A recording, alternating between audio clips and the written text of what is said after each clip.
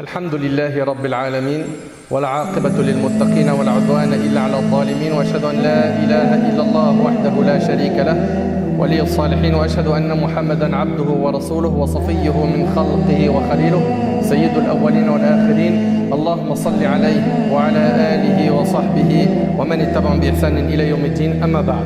Mes chers frères et sœurs, comme vous le savez, Allah Tabarak wa Ta'ala, ce qu'il va regarder de nous le jour du jugement, c'est notre cœur et nos actes. Il ne va ni regarder notre apparence, ni il va regarder la couleur de notre peau.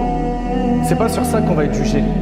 On va pas être jugé sur la couleur de notre passeport, sur la quantité de diplômes obtenus, sur les hauts grades qu'on a pu atteindre dans la vie d'ici-bas. Non. Le jour du jugement, Allah Tabarak wa Ta'ala va regarder nos cœurs et nos actes.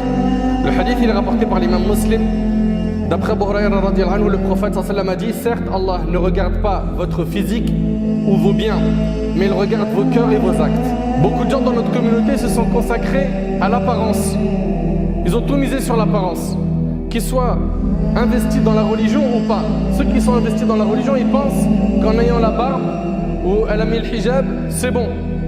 Pour moi, j'ai accompli ma mission, je suis arrivé au maximum de l'adoration. Alors ce que tu as fait, c'est très bien. Mais il te reste encore beaucoup à faire. Et la chose la plus difficile, c'est soigner l'intérieur, soigner ton cœur, de soigner des différentes maladies qui menacent, qui rongent les cœurs. Donc ça, c'est quand ils sont dans le dîn. Certains, pour ne pas généraliser, pensent que c'est l'apparence. D'autres, quand ils ne sont pas dans le dîn, qu'est-ce qui se passe? Ils misent tout sur quoi? Les vêtements, l'argent, le luxe, le matériel. Mais tout ça, c'est pas ce qui est le plus important. Retiens que ce qu'Allah va regarder le jour du jugement, c'est pas ton apparence. Concentre-toi sur cet objectif qui est comment faire pour purifier mon cœur. Ton objectif majeur doit donc être comment faire pour purifier mon cœur. Le prophète alayhi salatu wassalam, il a dit: la piété se trouve ici. Et il a montré à 3 reprises sa poitrine. Et le prophète alayhi salatu wassalam, il nous enseignait que dans le corps, il y a un morceau de chair. S'il est bon, tout le reste du corps est bon. S'il est mauvais, tout le reste du corps est mauvais. Ce morceau de chair, c'est le cœur. Et Allah Azza wa Jalla, il nous a dit: Inna akramakum indallah atqakum.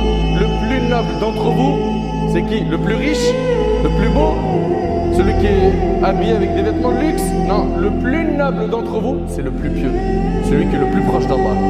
Et aujourd'hui, on va parler d'un grand problème. Un grand problème spirituel qui est la dureté des cœurs.